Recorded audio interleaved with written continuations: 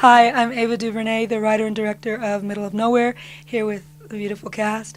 We're in U.S. Dramatic Competition. Very happy to be here at the Sundance Film Festival 2012. Woo woo! Say hello. Woo woo. Woo Woo woo. woo. Woo woo. Woo, right?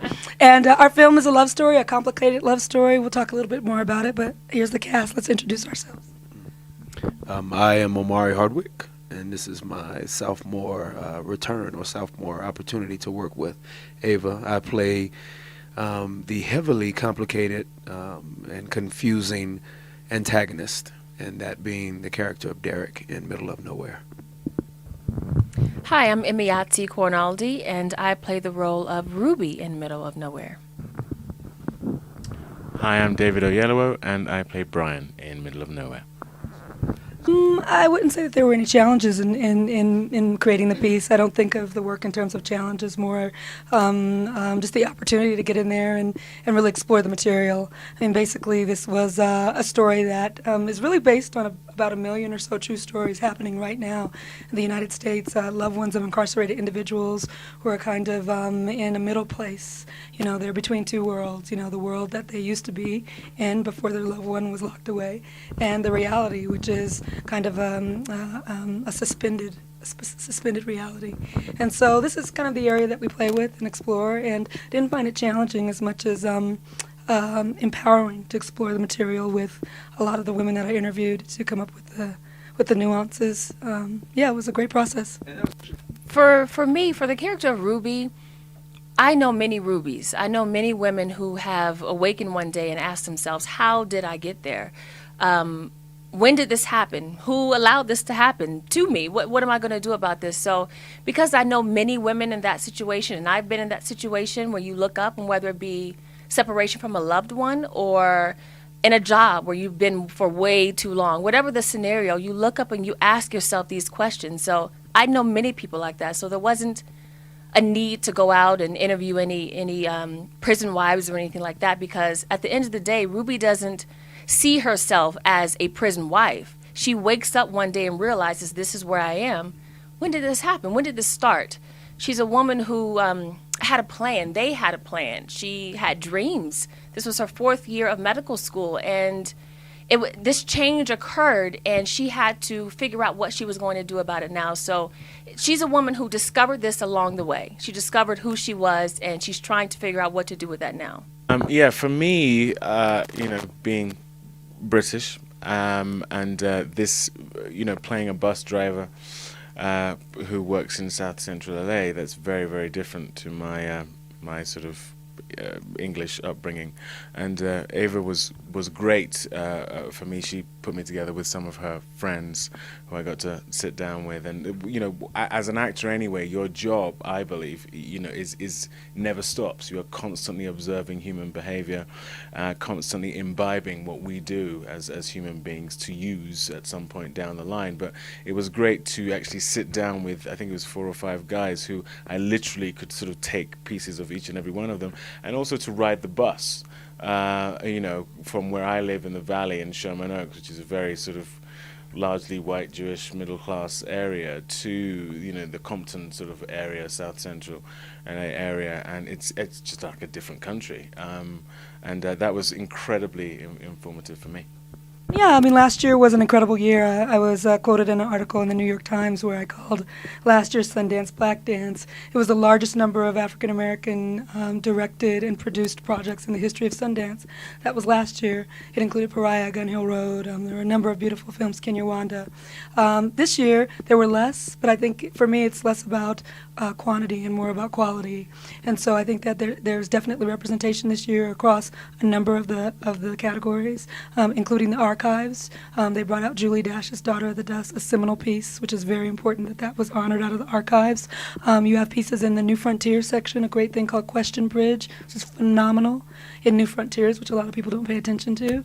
In the Frontiers category, oversimplification of her beauty. In the competition category, in addition to Middle of Nowhere, there's Love. In the documentaries, we're represented with Slavery by Another Name. So there's representation, and I think that it speaks to Sundance's kind of informed mission to include. And I've been critical of it in the past. And I think over the last few years, we've seen a real outreach to be inclusive. And we just hope it continues far beyond African-American film, but there's some key Latino films here. There's some beautiful, and obviously the Native program is longstanding with Sundance, so you have to tip the hat to their longstanding diversity. So, I think, in terms of the African-American space this year, it's exciting. And, the grand dame, not dame, the grand master of it all, Spike, being here to be in the same festival as him is just breathtaking. So it's a interesting year for Black cinema, and there's a lot happening within the fest and out of the fest in terms of the new wave of Black cinema that's happening. It's an exciting time. Well, we had an incredible experience today, this morning, when we screened the movie. I think everyone will agree that that was a truly moving moment when a lady who was in the audience just, felt compelled to say to us that we had nailed it. She was 6 years in, I believe, is that right, into her husband being incarcerated, and it's an 8 year stretch or something like that. So, and you could tell by her emotion, you could tell by the fact that she was compelled to say it, that this really, A, was her story, B, she felt we had done it justice, and C, it was very cathartic for her, because she said that I haven't seen this, I haven't seen my situation depicted this truthfully, and that's the thing I really love about the film, and what I gravitated towards the script is that, to be perfectly honest, we've seen black men in prison in America in cinema, but not this sensitively treated. We don't dwell on what Omari's character has done. It's a situation they find themselves in, and it's a situation that gives birth to loss. It's a situation that gives birth to grief. There is a version of this film that could be about bereavement. There's a version of this film that could be about an affair, or a divorce, or an illness, and it basically deals with a separation and what goes on beyond that separation. And even though this will be deemed a black film, anyone can relate to it, but it was very gratifying for us to have a real person go, that's me up there, and you got it right. That's, at the end of the day, that's our job done. I think we're really excited to see what it does beyond Utah. We are giving it to the world first and foremost, originating here in Utah. So to get that woman's testimony and for her to share what she shared with us, we imagine that has to just multiply once we get back to our respective states of where not only we're from, but also, just all across America and hopefully internationally. When we show this where David grew up, because it is a universal story, and it is a story that needs to break all barriers in terms of the eyes that view it, truly. We'll continue to play the festival circuit, which is very exciting. And the film will be released in theaters in 2012. So that's a definite. And news of the method will be forthcoming. But no, it's exciting. We're looking forward to sharing it both on the festival circuit and off. And, films have lives beyond their opening weekend. We were just talking about David's film, Red Tails, that opened this weekend. And just, legs and the life that it has and the way that it kind of seeps into our culture. That's really what we should be looking at much more than just that first pop. And so that's the way, I'm really interested in distributing and presenting the film in a way that has some that's rooted, it's deeply rooted, and that you do it in a way where it's not fly by night. So yeah, we'll start that journey. We start that journey here.